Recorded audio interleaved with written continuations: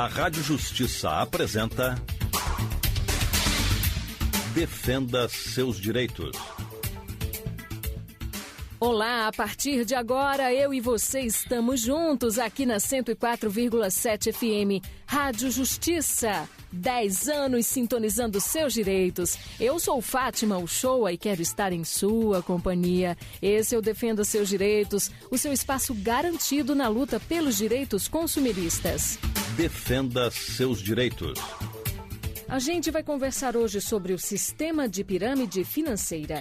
Propostas de dinheiro fácil e baixo investimento financeiro são sempre opções tentadoras, mas quase sempre é um golpe para lesar os consumidores. Saiba como identificar esse tipo de negócio que é considerado ilegal no Brasil. E mais, receba dicas para não cair na armadilha e o que fazer a quem recorrer se cair no golpe. Quais as formas de recuperar o dinheiro investido? Conheça ainda as diferenças entre marketing multinível e pirâmide financeira. Isso e muito mais no Defenda Seus Direitos de hoje, que já está no ar, aqui pela Rádio Justiça, via satélite para todo o Brasil.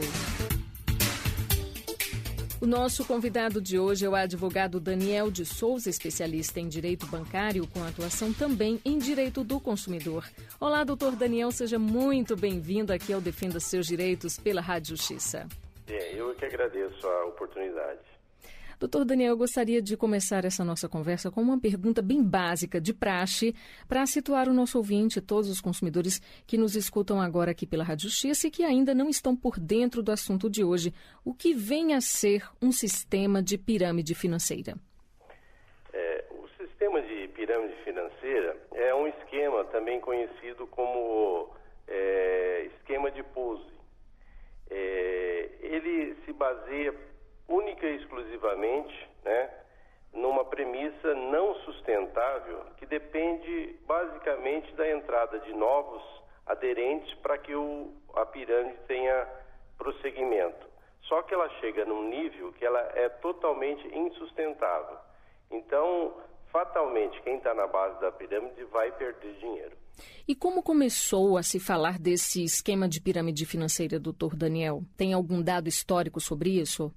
Segundo algumas fontes históricas, ela começou na década de 1870, com uma mulher espanhola que, ao ser abandonada pelo marido, começou a angariar ouro, prometendo a devolução desse valor em dobro depois de um certo período. E conta que ela conseguiu envolver aproximadamente 5 mil pessoas num valor astronômico para a época, e foi a primeira notícia que nós tivemos de uma pirâmide financeira. Certo.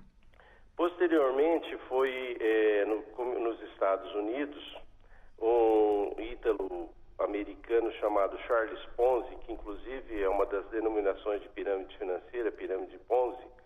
Em 1919, ele começou com um esquema de venda de notas promissórias, garantindo juros de 40% no prazo de 90 dias, E isso atraiu uma série grande de pessoas, somente que chegou num ponto que ela praticamente ruiu pela não entrada de novos investidores. Ele tentou novamente o golpe 5 anos depois e foi preso. E, segundo consta, ele terminou seus últimos dias no Brasil, infelizmente. E o senhor poderia citar, então, algum exemplo ou exemplos notórios de pirâmide financeira que foram ou que se tornaram emblemáticos aqui na nossa sociedade brasileira e que as pessoas, de repente, possam se recordar agora, identificar? No Brasil, a questão das pirâmides, elas tiveram algumas questões que ficaram bem emblemáticas. Uma das mais conhecidas foi a do boi gordo, onde o investidor prometia pagar a quem investisse na compra de gado para engorda um valor substancial depois de 1 ano de engorda dos animais. Essa questão encontra-se até hoje em discussão judicial. Os seus diretores foram presos, E é o mesmo esquema, quer dizer, para que ela se sustente, existe a necessidade de entrada de novos investidores, que esses novos investidores é que pagam o lucro das pessoas que estão no topo da pirâmide. Outro emblemático que aconteceu no Brasil foi o caso dos avestruzes, que era o mesmo esquema e sempre tinham aquela determinação de que para se chegar a um valor de ganho, teria que colocar pessoas na base da pirâmide. Uhum. E isso leva sempre a uma quebra, porque como é uma progressão geométrica e a população é finita, sempre vai chegar um momento que essa corrente vai se quebrar, não importa o espaço de tempo. E os lucros somente vão para quem está na base ou quem criou o esquema. Ok, doutor Daniel, alguns sistemas tentam fazer a comparação e a confusão para o consumidor com a prática de marketing multinível.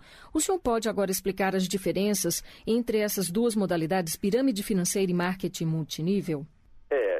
Na realidade, com o advento da internet, os golpistas, que a gente chama assim, as pessoas que tentam ganhar dinheiro fácil, elas vão inventando novas modalidades. O marketing multinível, ou marketing de rede, eles usam para justificar essa corrente a venda de produtos, né? Então a pessoa, ela ou adquire um kit para venda, ou então tem que comprar mensalmente uma quantidade de produtos, ou até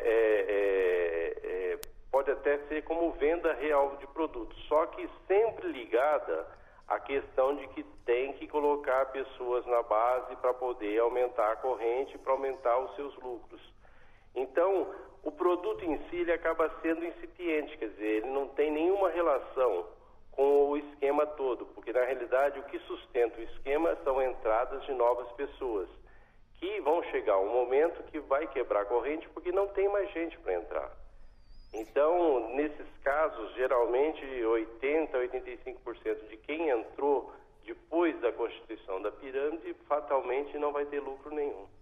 Aqui no Brasil, esse esquema de pirâmide financeira é considerado um crime, é ilegal. Mas o que a legislação brasileira, então, prevê como punição para quem pratica essa modalidade? Na realidade, não existe uma legislação específica. Para você ter uma ideia, a aplicação da lei nesses casos, ela data de 1951, é a Lei 1521/51. Isso. E que diz que serão punidos na forma desta lei os crimes e as contravenções contra a economia popular.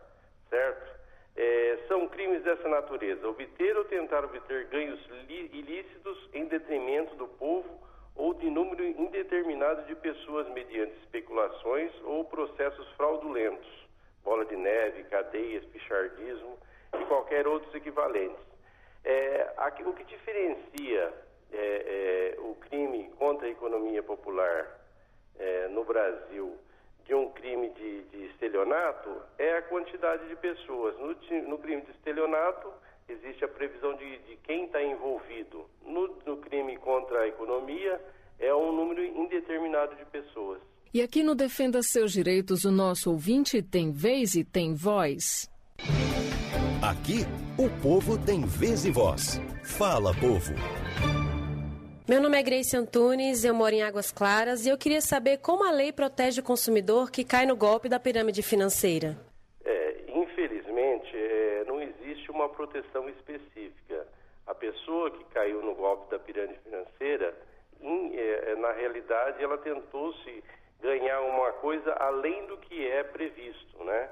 Então, ela correu o risco. E o ideal é ela denunciar, mas não vai ter seus direitos praticamente atendidos, porque como é uma ciranda financeira, fatalmente o que a empresa tiver de patrimônio não vai dar para pagar todos que estão envolvidos no esquema. E a denúncia poderia ser feita diretamente ou primeiramente para quem? Essa denúncia deve ser feita ao Ministério Público, que é quem vai tomar as providências.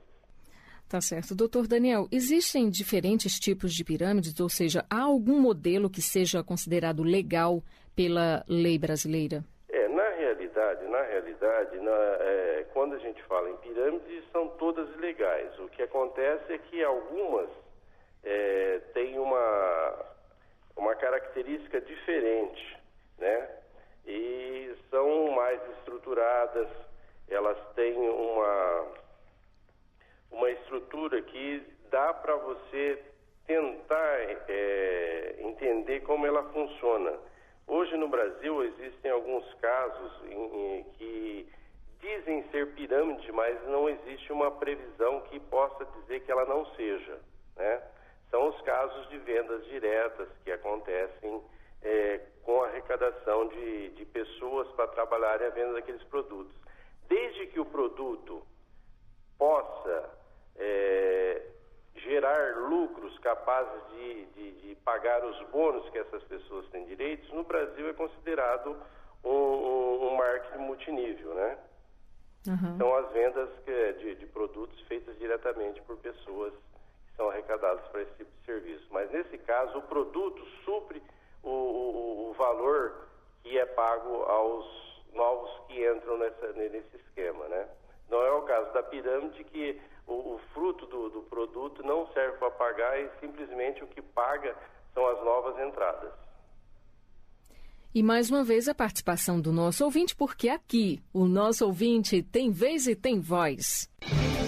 Aqui o povo tem vez e voz. Fala, povo. Meu nome é José Júlio, eu moro em Vicente Pires. Como posso identificar um esquema de pirâmide? À primeira vista é muito difícil, mas o consumidor ele tem que tomar muito cuidado com o tipo que lhe é oferecido e analisar pormenorizadamente o que é essa empresa, o que ela prevê, as condições que lhe estão sendo colocadas, né? E o que é oferecido, né? No caso, o interessante, primeiramente, é ele analisar o ganho que ele vai ter, se esse ganho é compatível com a economia do país, né? Quer dizer, não se pode, de forma alguma, aceitar que alguém ganhe de uma hora para outra alguma coisa entre 50% e 60% de um negócio que não existe plausibilidade, tá? Então, evitar qualquer tipo de plano que ofereça comissões ou qualquer tipo de benefício em troca de recrutamento de novas pessoas. Esse é o ponto principal. Sempre que tiver recrutamento de novas pessoas, ele tem que avaliar se o produto vai pagar esse recrutamento ou se essas pessoas que estão sendo recrutadas é que vão pagar o teu êxito. Esse é o ponto principal. Então, tem que prestar muita atenção nesse fato. Sempre que tiver recrutamento, alguma coisa está errada. Então, ganhos elevados a curto prazo, mínimo esforço, enfim, o baixo investimento financeiro são, na verdade, um grande atrativo para o consumidor em relação a esse tipo de negócio, mas a dica, então, doutor Daniel, é desconfiar, fugir desse tipo de negócio, principalmente. Exatamente. Ganho fácil nunca deu riqueza para ninguém. O melhor é trabalhar mesmo. Exatamente. Tá aí, nós conversamos com o advogado Daniel de Souza, especialista em direito bancário, com atuação também em direito do consumidor. Doutor Daniel, muito obrigada pelos esclarecimentos, pela entrevista que é o Defenda Seus Direitos pela Rádio Justiça. Eu é que agradeço e é sempre bom orientar as pessoas a respeito dos golpistas, porque o golpe sempre se renova, né? Uhum. E a gente tem que ficar sempre atento.